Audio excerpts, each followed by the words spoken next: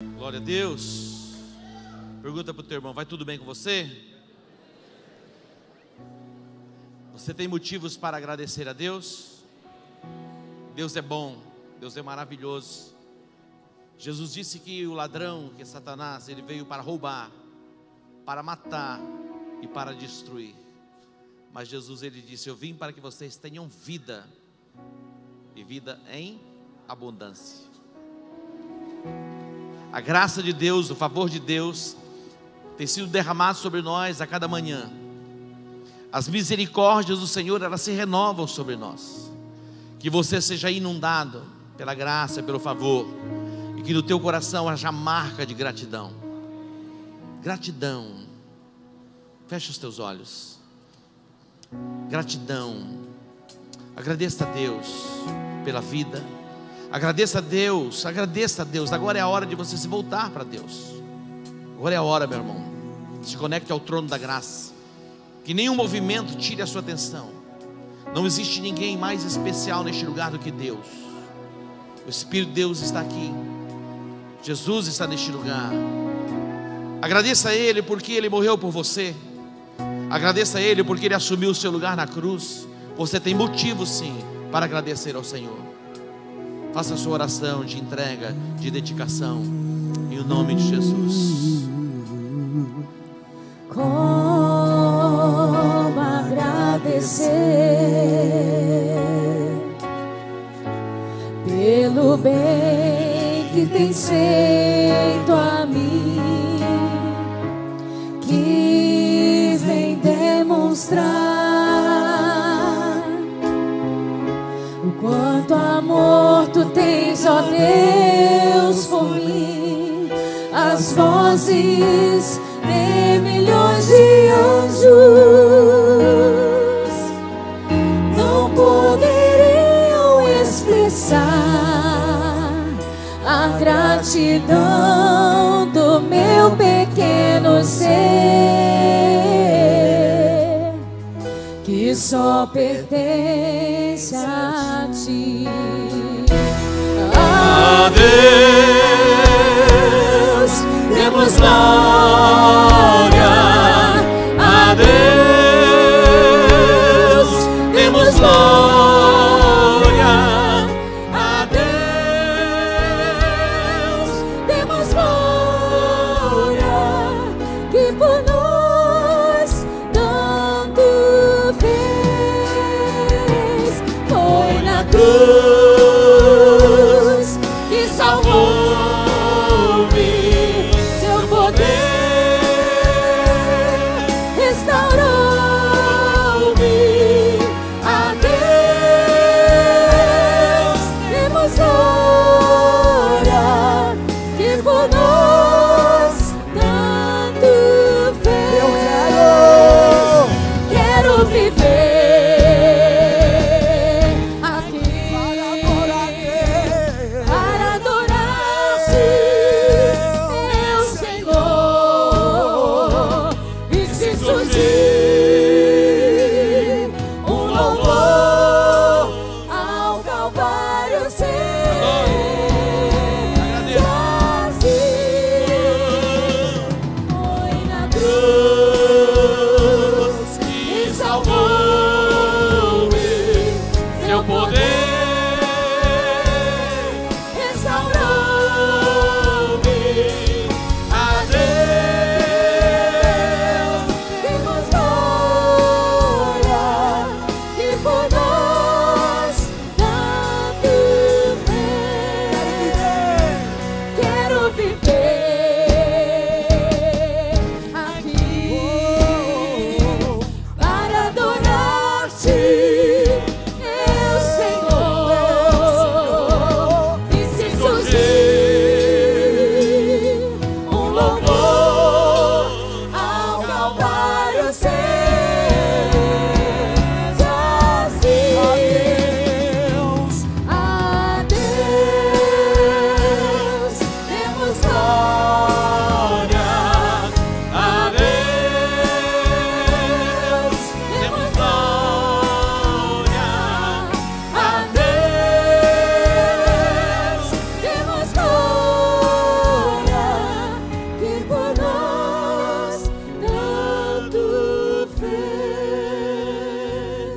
aplauda Ele. É para o louvor e para a glória do nome dEle.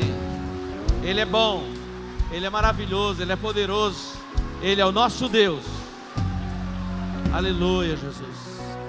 Te adoramos, Senhor. Te bendizemos.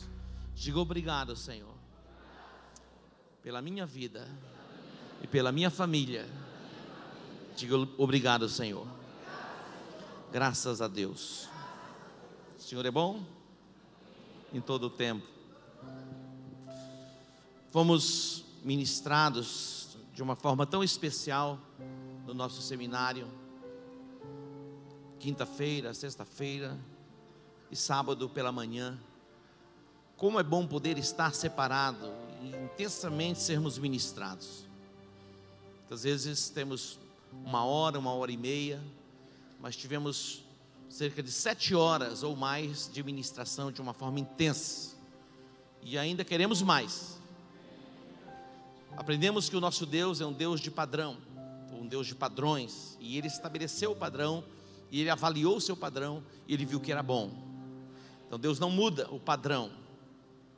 Diga, Deus não muda o seu padrão. Muitas vezes nós estabelecemos padrões e negociamos os padrões que estabelecemos. Abrimos mão. A apóstola Marisa, ela é muito firme naquilo que é estabelecido. E quando é estabelecido, ela tem muita dificuldade de mudar o curso. E algumas pessoas, na hora, não compreendem. E eu confesso que às vezes nem eu compreendo. Mas eu louvo a Deus pela firmeza de um posicionamento onde não se negocia aquilo que já foi pré-estabelecido. Há um padrão divino. Nós temos diante de nós, para desenvolvermos esse tema, Deus primeiro. 3 coisas tem que estar sempre à frente. Primeiro, Deus. Depois, a sua família. Terceiro, a igreja. Para algumas pessoas isso choca porque as coisas estão sempre à frente, até mesmo de Deus. Mesmo que no discurso Deus seja o primeiro, mas nas atitudes Deus é o segundo, Deus é o terceiro, Deus é o quarto, Deus é o quinto. E se der tempo, na verdade, na nossa confissão, Deus sempre é o primeiro. Mas nas nossas atitudes, no nosso comportamento, nem sempre Deus é o primeiro. O padrão dele é que ele seja o primeiro. O mandamento é amar a Deus sobre todas as coisas. Amar a Deus sobre todas as coisas. Buscar o reino de Deus e a sua justiça em primeiro lugar. E as coisas, outras coisas, serão acrescentadas. Diga, Deus em primeiro lugar. Família. A Bíblia diz que aqueles que não cuidam dos seus, principalmente da sua família, negou a fé e é pior do que o incrédulo. Interessante porque alguns pais biológicos, eles não reconhecem os seus filhos. E mesmo conhecendo e convivendo anos depois de um divórcio, uma separação, negligenciam filhos. Não se negocia filhos. Não se tem ex-filhos. Muitas vezes se tem ex-sogra, tem ex-esposa, mas filhos. Aquele que não cuida da sua casa, principalmente da sua família, diz a Bíblia que negou a fé, e é pior do que o incrédulo. Diga, Deus, família e a igreja. Onde a igreja entra aí? Como colocar a igreja na frente do trabalho, na frente das responsabilidades? Ficou maluco? Mas esse é o padrão divino. Jesus, ele amou a igreja e deu-se a si mesmo pela igreja. E a Bíblia diz, grande é esse mistério. Grande é esse mistério. Efésios, o apóstolo Paulo traz esse ensinamento, capítulo 5, versículo 25 e 32. Grande é o mistério. Diga, Deus, família e igreja. Talvez você diga assim: eu amo a Deus, eu amo a família, mas a igreja vem depois. As três coisas estão ligadas, porque Deus criou a família, Deus estabeleceu a família. A Bíblia diz que quando você diz que ama a Deus e não ama o seu irmão, o que a Bíblia diz que você é? Mentiroso. Então, como amar a Deus e negligenciar a família? Eu amo a Deus, amo família, mas esse negócio de igreja não é bem assim. Eu quero dizer para você aí, Deus instituiu a família e o próprio Deus idealizou a sua igreja. Então, Deus, família e igreja. Queridos, quando você entende isso e começa a viver esses princípios, você tem possibilidade de entrar nessas dimensões espirituais e ter a revelação da palavra para viver a vida plena, a vida abundante, que foi conquistada para você na cruz do Calvário. A igreja não é a ideia de um homem, de uma mente brilhante. Nós temos alguns conceitos equivocados a respeito da igreja, muitas vezes por lideranças e os seus comportamentos, mas comportamentos errados, equivocados de líderes espirituais não anulam o princípio da palavra de Deus. Você pode se frustrar com um líder espiritual, mas jamais você vai se frustrar com Deus, porque Ele é perfeito em amor, Ele é perfeito em santidade, Ele é perfeito em graça, Ele é perfeito em misericórdia. E a igreja foi uma ideia dele. Diga para o seu irmão: a igreja é uma ideia de Jesus. Diga mais uma vez: a igreja é uma ideia divina. Jesus, interessante, tudo que Ele fez, a forma que Ele falava, e as instruções que Ele dava, e os milagres que Ele fazia, Ele falava, Ele instruía, e Ele fazia para gerar uma geração de discípulos que pudesse fazer o que Ele fez e fazer mais do que Ele fez ainda. E Ele fala a respeito da igreja e do nosso papel na sociedade. No Evangelho de Mateus, no capítulo 4, Jesus começa a sua base ministerial de formação de equipe para alcançar o mundo ali na Galileia. E Ele estava passeando ali, caminhando junto ao mar da Galileia, e a Bíblia diz que Ele viu Simão, chamado Pedro, e o seu irmão André. E Jesus os chama e diz: vinde após mim e eu vos farei pescadores de homens. Vinde após mim e eu vos farei pescadores de homens. Jesus é direto no propósito. Não dá uma enroladinha assim para poder chegar no ponto. Ele vai direto ao assunto. Eles eram profissionais da pesca. Jesus diz: eu tenho uma missão para vocês. Vinde após mim e eu farei de vocês pescadores de homens. E eles começaram a seguir Jesus. Depois os outros discípulos foram sendo chamados, e Jesus então formou a sua base ministerial, que eram 12 homens. No versículo 23 diz que Jesus, Ele percorria toda a Galileia, Ele ensinava nas sinagogas, Ele pregava o evangelho do reino. Olha só, Ele pregava o quê? O evangelho do reino. E o texto diz que Ele curava todos os tipos de doenças e enfermidades entre o povo. Diga: doenças e enfermidades. Preste atenção, Jesus não fazia milagres simplesmente por um espetáculo. Tudo tinha propósito: glorificar, exaltar, bendizer o nome do Pai, e também mostrar para os discípulos o que eles também fariam depois. A chamada deles para pregar o evangelho do reino, para ensinar os fundamentos e os princípios da palavra. Ele está imprimindo nos discípulos que eles também fariam os milagres que Ele estava fazendo. E na verdade, Jesus, vocês vão fazer milagres e uma obra ainda maior. A nossa chamada, tão extraordinária como igreja, que é para fazermos obras maiores do que as que Jesus fez. Diga: obras maiores. Dá para entender isso? Obras maiores. Você tem discípulos que poderão ser e fazer Na verdade, ser não, mas fazer obras maiores, porque nenhum discípulo se tornou maior do que Jesus. Ele foi o maior, mas obras maiores eles foram chamados para fazer. Basta o discípulo ser como seu mestre.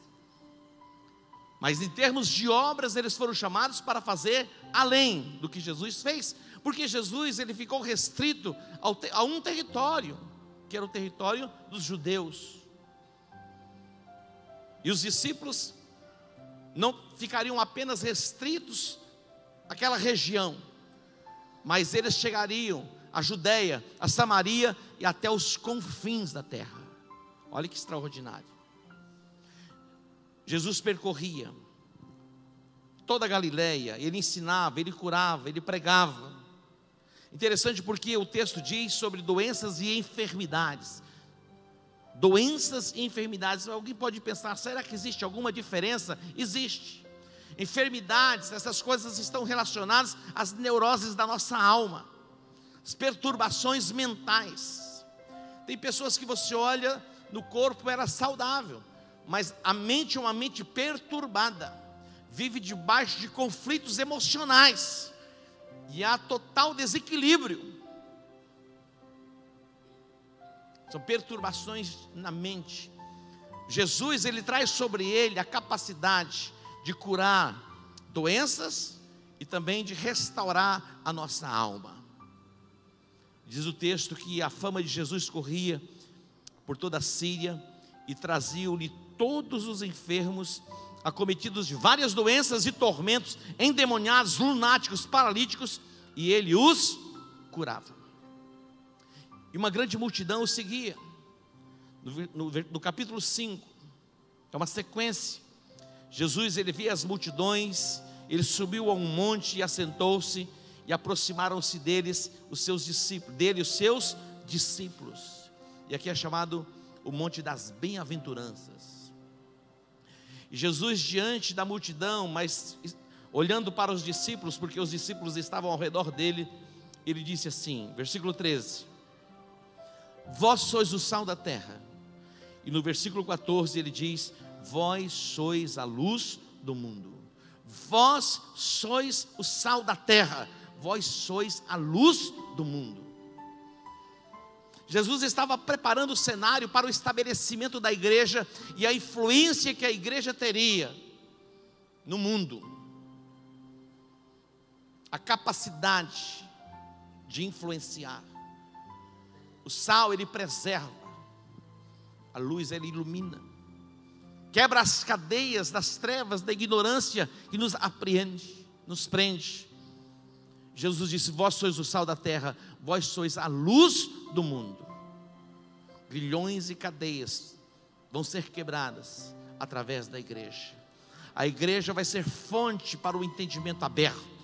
Essa é a essência e esta é a nossa chamada. Eles não é pouca coisa quando nós entendemos e compreendemos quem nós somos em Cristo Jesus. Igreja gloriosa, sem mácula e sem ruga. Uma igreja que não envelheceu. Esta é a igreja que Jesus vem buscar. E esta igreja fala a respeito de mim e a respeito de você. Diga para o seu irmão: você é o sal da terra, você é a luz do mundo.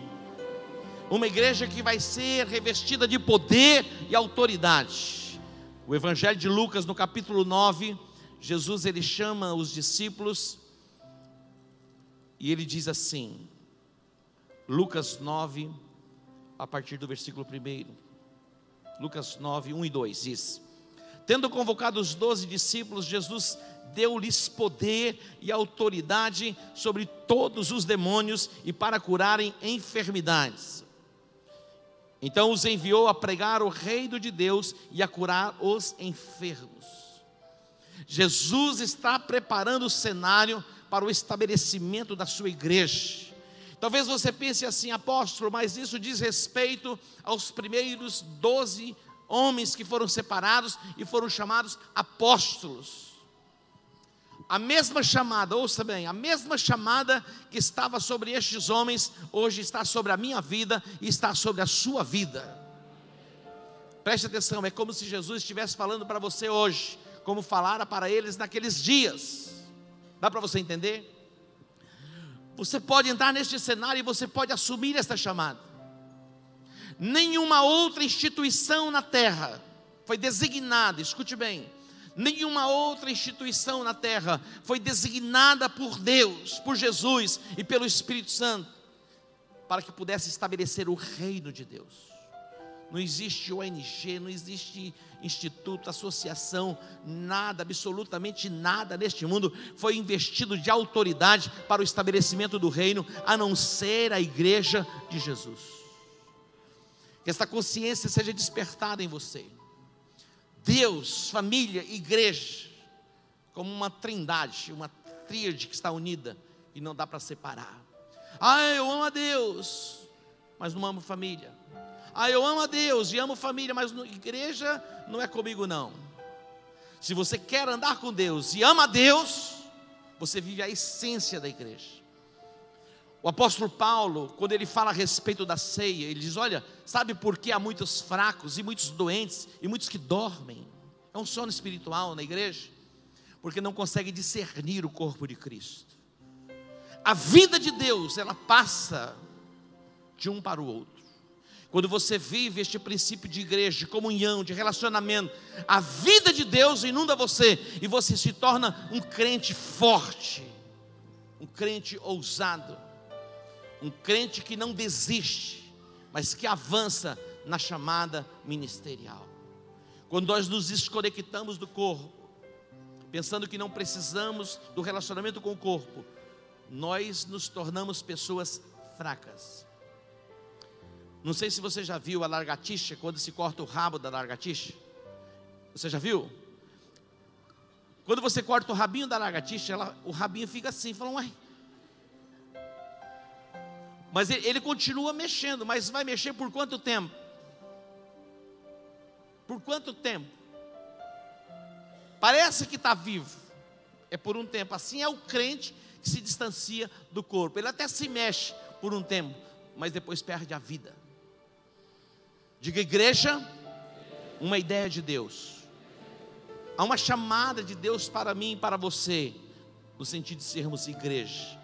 No capítulo 10 de Lucas,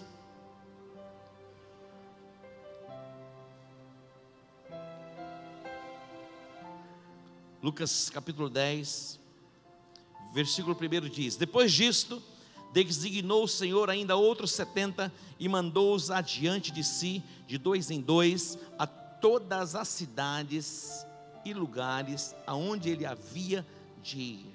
Os enviou adiante, de dois em dois, a todas as cidades aonde havia de ir. E ele diz, no versículo 9: curai os enfermos que nela houver, e dizei-lhe: é chegado a vós o reino de Deus.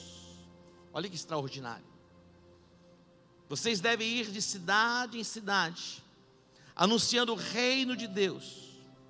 É chegado a vós o reino de Deus. Curem os enfermos, expulsem os demônios. Essa é a chamada da igreja. A chamada da igreja não é para ficar estática apenas em um lugar. E Deus está nos ampliando nesses dias. A nossa chamada é para Jerusalém, para a Judeia, para a Samaria e para os confins da terra. Diga: os confins da terra. Nós temos o nosso congresso em março, o tema inspiração, e o tema do congresso é este: até os confins da terra. Este lugar onde nós estamos é um lugar extraordinário, um lugar estratégico, é o centro da cidade. E dentro, em breve, a 14 de julho vai ser revitalizada, vai se tornar um lugar ainda mais agradável. Nós teremos aqui uma base de influência mesmo, de transformação de cidade, sempre vamos ter, impactante. Mas nós vamos ampliar a nossa influência em toda a cidade, e não apenas na cidade, no estado, na nação e nas nações da terra. Quantos podem se alegrar por isso? Deus tem nos dado uma marca, temos um DNA, temos uma linguagem. Quando uma pessoa entrar, seja na África, em qualquer outro país, ou mesmo na cidade, em uma outra igreja, IECG, ela vai identificar a igreja não pelas cores das paredes, ou pelas cadeiras, ou pelas cores que estão no altar. Elas irão identificar a igreja evangélica em Campo Grande pelo DNA, a presença de Deus e uma linguagem de concordância e de unidade, para curar os enfermos, para expulsar os demônios, para trazer restituição e para vermos o agir de Deus quebrando a influência da pobreza, da miséria e da ruína. Diga: é chegado um novo tempo. Quando nós olhamos para o livro de Atos, que é o estabelecimento da igreja, Jesus ele fala a respeito disso: permaneçam em Jerusalém, até que do alto vocês sejam revestidos de poder, e vocês então serão as minhas testemunhas em Jerusalém, Judeia, até os confins da terra. E a igreja foi estabelecida com poder e autoridade. Centenas e milhares de pessoas estavam sendo alcançadas. Muitos milagres eram feitos pelos apóstolos. Havia temor nos corações. Todos os dias o Senhor acrescentava à igreja aqueles que iam sendo salvos. Começa um processo de crescimento, frutificação, chega a 5.000, depois não se conta mais, aí já chega ao nível de multidões. Essa é a visão de Deus. Essa é a visão de Deus para nós. No capítulo 8, a igreja vai chegar em Samaria. O apóstolo Paulo, na verdade outrora chamado Saulo, antes de conhecer e ter um encontro com Jesus, a Bíblia diz que ele assolava a igreja, ele perseguia a igreja. O primeiro mártir do cristianismo foi Estevão, ele foi apedrejado. E a igreja se esparramou e se espalhou. Quando chega em Samaria, versículo 3, fala a respeito de Saulo, que assolava a igreja, entrando pelas casas, arrastando homens e mulheres, os encerrava na prisão. Olha só o versículo 4. Mas os que andavam dispersos iam por toda parte, fazendo o quê? Anunciando a palavra. Os que andavam dispersos iam por toda parte, anunciando a palavra. Queridos, ouçam, era um tempo de perseguição, uma perseguição implacável, mas mesmo debaixo de perseguição, expulsos de Jerusalém, por onde eles iam, eles pregavam o evangelho. E olha o que acontecia, versículo 6: as multidões unanimemente prestavam atenção ao que Filipe dizia, porque ouviam e viam os sinais que ele fazia.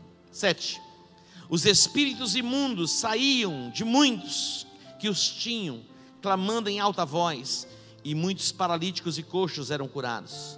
8: o resultado: havia grande alegria naquela cidade.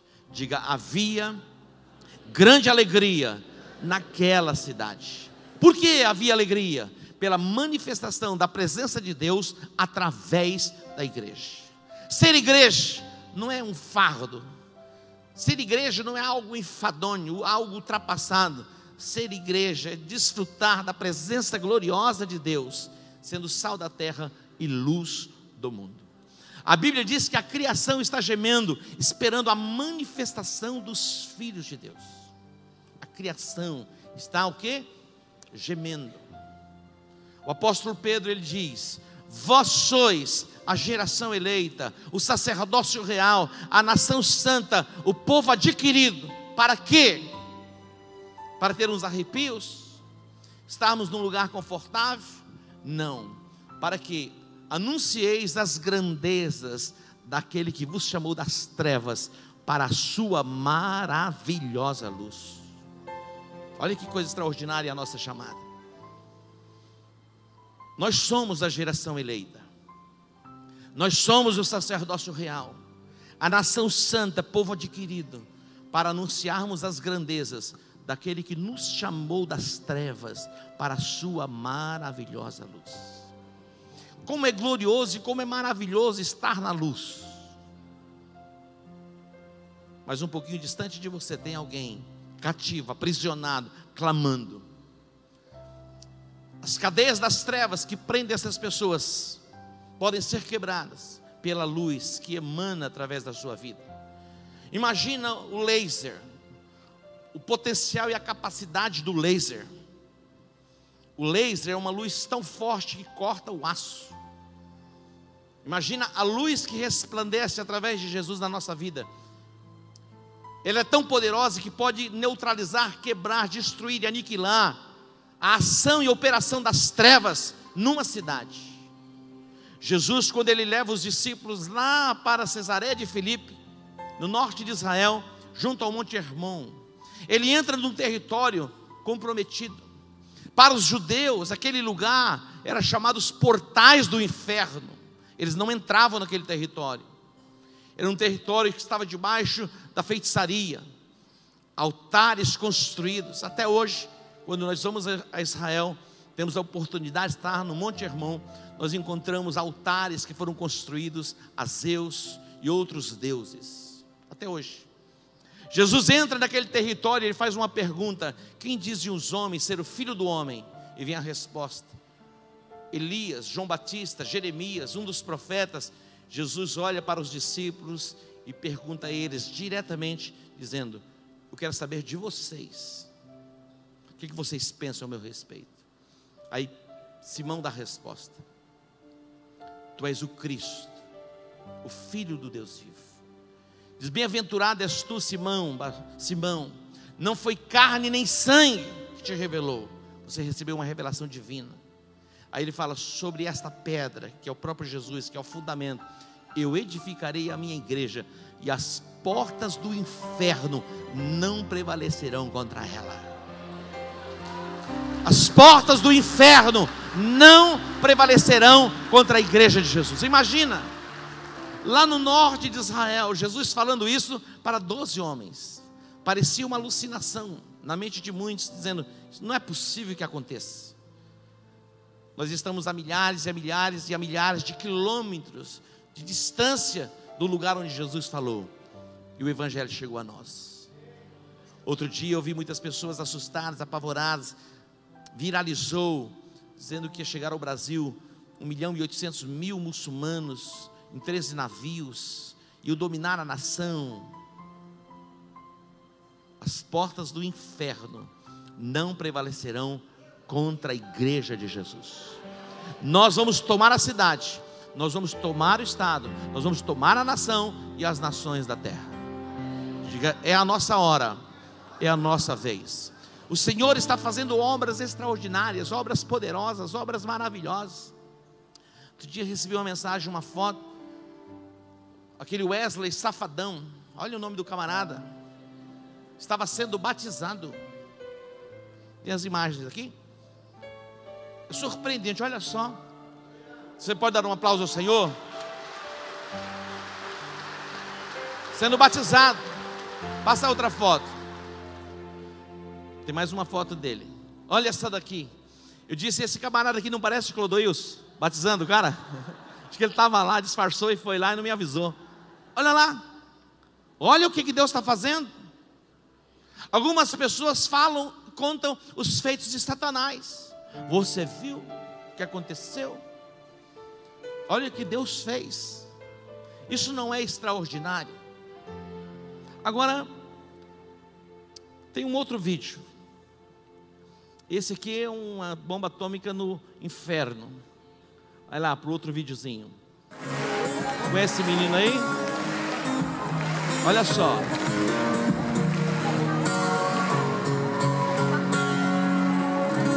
I will sing of your love forever. I will sing of your love forever. I will sing of your love forever. I will sing of your love forever. Over the mountains and the sea, your river runs with love for me. And I will open up my heart and let you hear me set me free. I'm happy to be in the truth, and I will gladly lift my hands.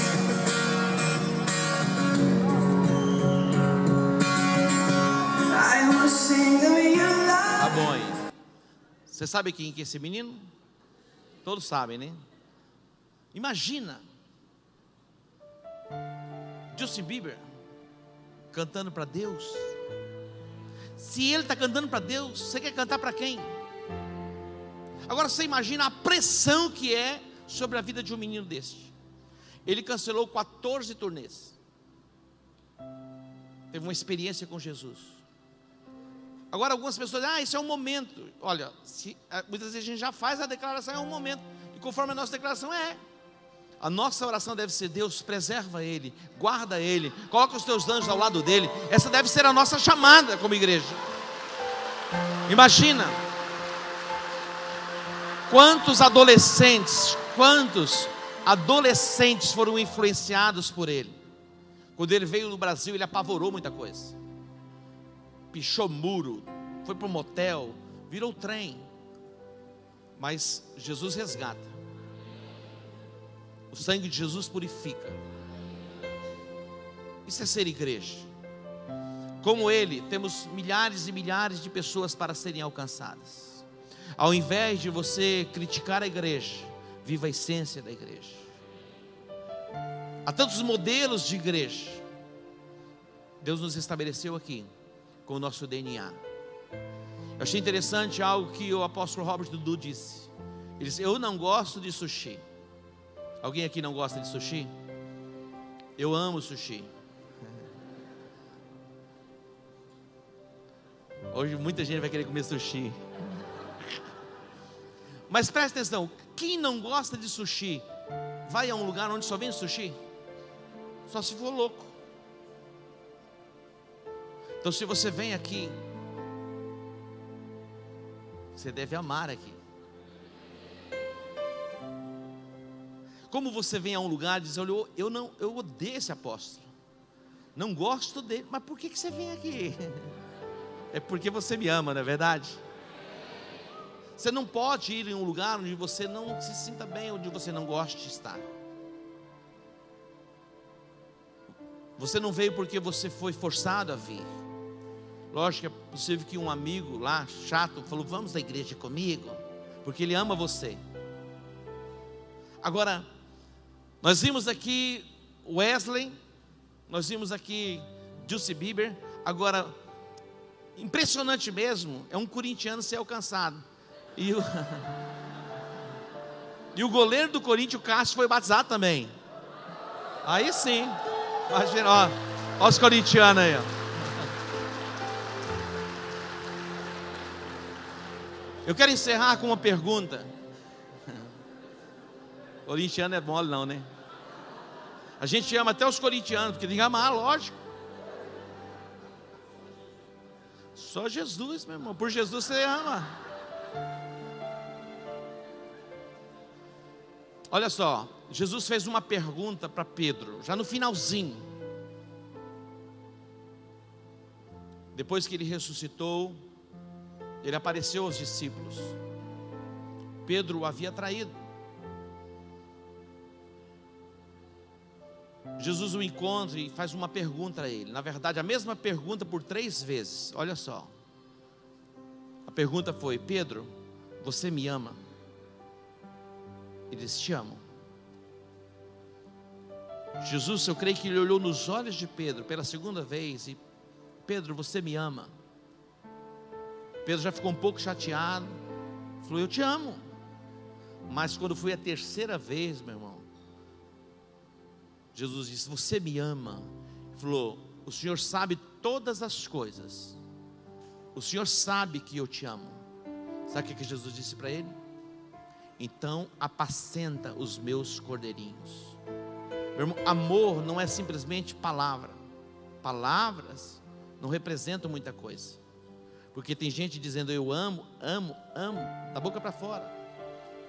Até namorado para namorado, marido para esposa, eu amo, amo. Mas é atitude. Você me ama. Preste atenção, quando nós abrimos as portas da nossa casa para recebermos gente, é a expressão do nosso amor por Deus. Você fala: eu tenho uma casa tão extraordinária, mas olha, eu vou receber pessoas na minha casa que eu nem sei quem é. A pergunta que vai ficar dentro de você hoje é essa: você me ama? É a pergunta que Jesus fez para Pedro. E você possa dar a resposta a ele, dizendo: eu te amo, o Senhor sabe todas as coisas. E você começa a apacentar os cordeirinhos de Jesus. A expressão de amor, cuidar de gente. Preste atenção. O amor de Deus não é por coisas. O amor de Deus é por gente. Tem gente que se expressa e diz: eu adoro essa joia. Lógico que é uma expressão forte para dizer que gosta. Mas muita gente coloca carro, coloca casa, coloca coisas na frente de Deus e na frente de gente. Tem gente que mata gente pelas coisas.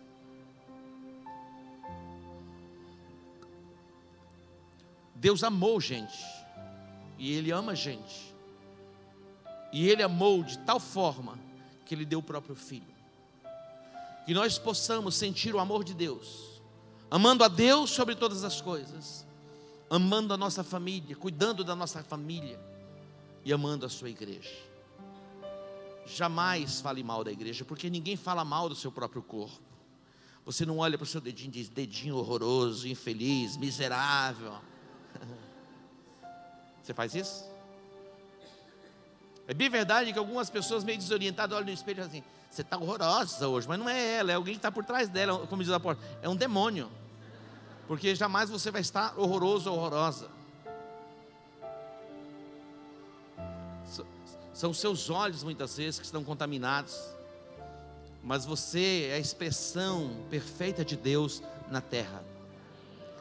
Mesmo quando a gente olha e diz assim: poxa vida, e nós classificamos as pessoas pelos padrões de beleza que estão dentro de nós. Isso é feio, isso é bonito, isso é feio, isso é bonito, isso é feio, isso é bonito. Mas Deus não olha assim. Diga graças a Deus. Deus não olha assim.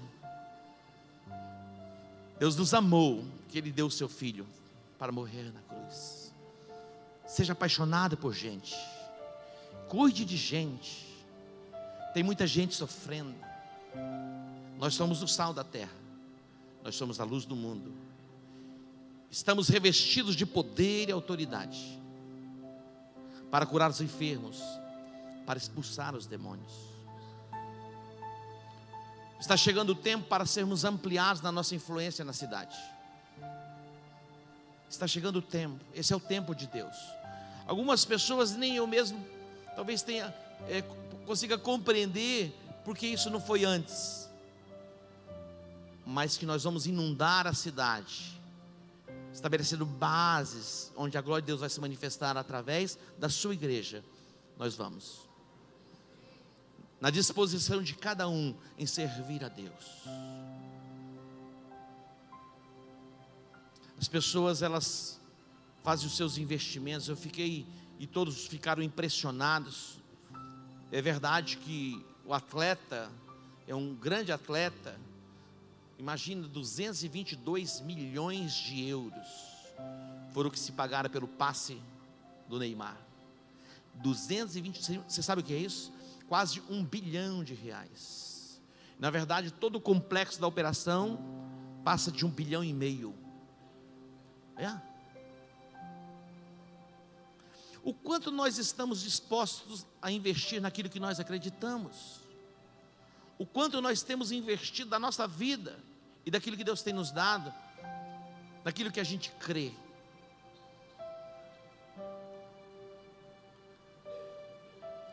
Deus tem dado a nós um ensinamento poderoso, que fala a respeito da restituição dos anos que foram consumidos pelos gafanhotos. E aqui podemos ver a história de centenas e centenas e centenas de pessoas e famílias que foram transformadas pelo poder do Evangelho. Agora Deus conta com você para este tempo final. Essa é a nossa hora. Chegou a nossa vez. Diga para Ele: pode contar comigo. Essa disposição mesmo. Nenhuma outra instituição na terra foi chamada para o estabelecimento do reino de Deus. Venham para cá. Equipe de louvor, pode vir para o altar. Nenhuma outra instituição. pode estabelecer o reino, a não ser a igreja de Jesus. E você é a igreja, nós somos igreja. Nos reunimos neste lugar como igreja para expressarmos o louvor a Ele, a gratidão a Ele pelos seus feitos e pelas suas maravilhas.